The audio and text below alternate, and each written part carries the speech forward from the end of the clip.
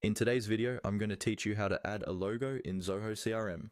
By the end of this walkthrough, you'll know exactly where to go in your account to upload your company logo, so it appears consistently across your CRM interface. First, open your web browser and go to your Zoho CRM account. Make sure you're logged in with an account that has the right permissions to edit company settings, usually an admin or someone with similar access. Once you're on the main Zoho CRM dashboard, give it a moment to fully load so that all the menus and icons are visible. Next, look towards the top right corner of the page.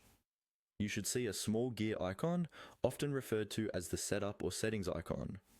This is where Zoho keeps most of the configuration options for your CRM. Go ahead and click on that gear icon. If you don't see it immediately, try expanding your browser window or closing any pop-ups so the header area is clear. After clicking the gear icon, you'll be taken to the setup area. Here, there are a lot of configuration choices, but for this video, we're focusing on your company information. Look for an option labeled Company Settings. Depending on your layout, this may appear under a section related to Organization Settings or General Settings. Once you find Company Settings, click on it to open your company details page. On the Company Settings or Company Details page, you'll see information like your organization name, address, and other profile fields. Somewhere near the top of this page, you should see a placeholder for your company logo, or an existing logo if one has already been uploaded. Next to this area, there will be a small camera icon or an upload icon.